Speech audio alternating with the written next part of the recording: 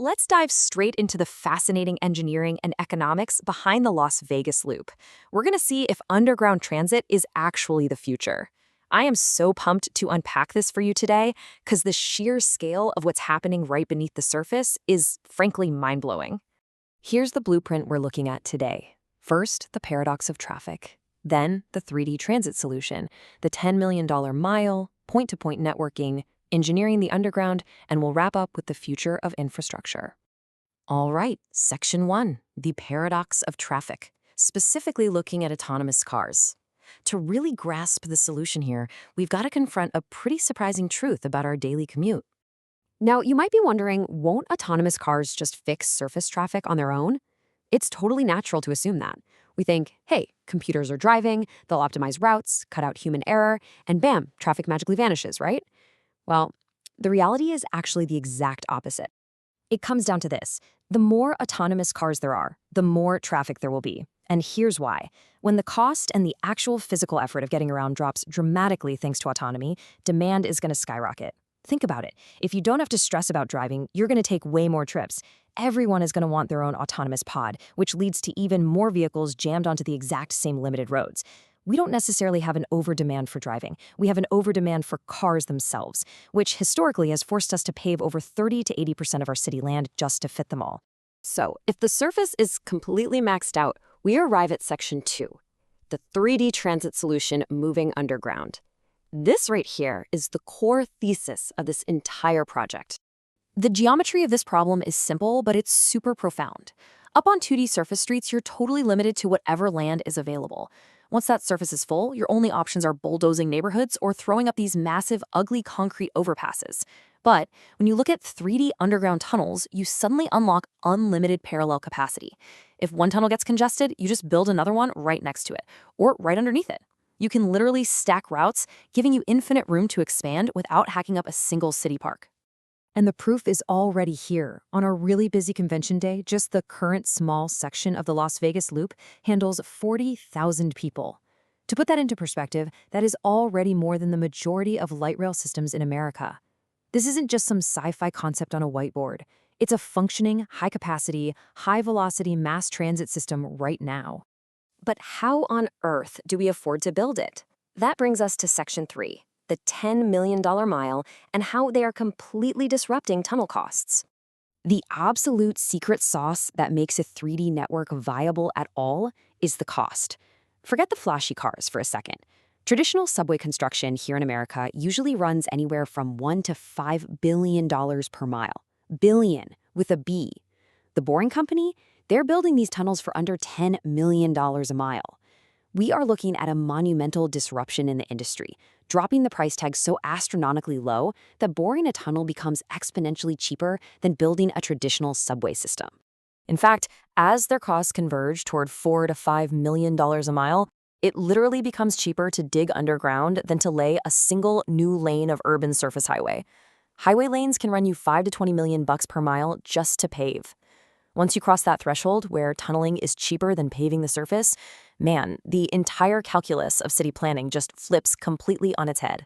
Which leads perfectly into Section 4, the point-to-point network, featuring microstations and express routing. Because how you actually ride this thing is totally different from hopping on a traditional subway. Okay, so here's how this network works. First, express routing. Instead of cramming into a giant train that forces you to endure a 90-minute ride, stopping at every single station along the way, individual vehicles take you express from your starting point straight to your destination.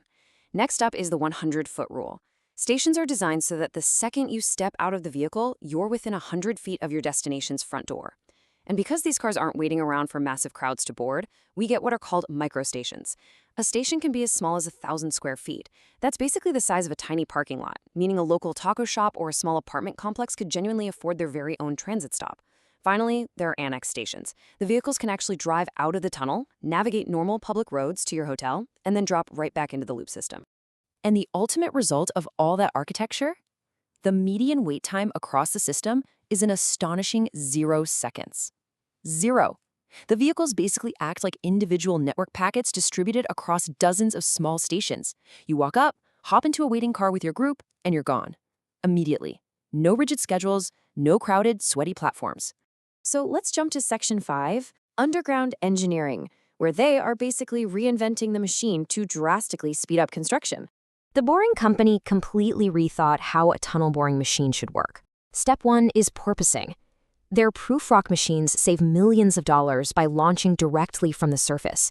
They basically tilt down and dive into the earth like a dolphin, rather than forcing crews to dig out a massive multi-million-dollar launch pit first. Step 2 is continuous mining. Now, older machines had to dig a bit, stop, build the wall, and then start digging again. These new machines double their speed by digging and building the tunnel walls at the exact same time.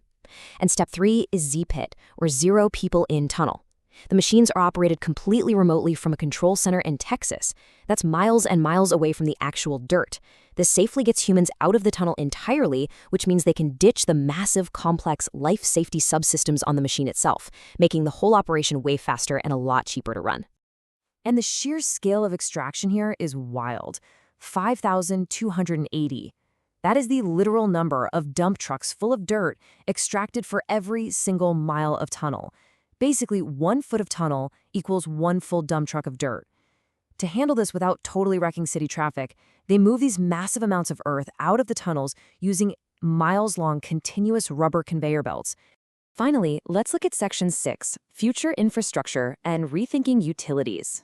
Because this underground network is actually about way more than just beating the rush hour commute. It's a complete rethinking of how city utilities function.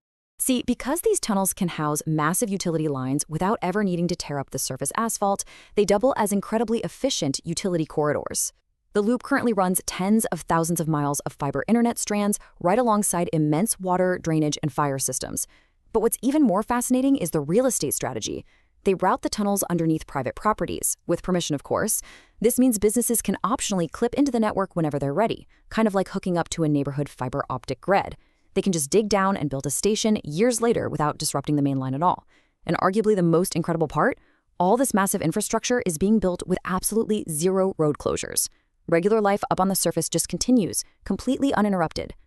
All of this leaves us with an incredibly compelling vision for the future. If underground transit actually costs less than adding a single highway lane, why would we ever build a surface road again? Think about it. If we can economically move all our cars, our internet cables, and our water pipes down into the 3D space beneath our feet, how beautifully could we reimagine the 2D surface of our cities? Imagine tearing up all that asphalt and replacing it with parks, pedestrian walkways, and vibrant community spaces. It's a massive paradigm shift in how we build cities, and I really hope this explainer gave you a clear, structured view into the totally new world being built right beneath our feet. Keep questioning those surface-level solutions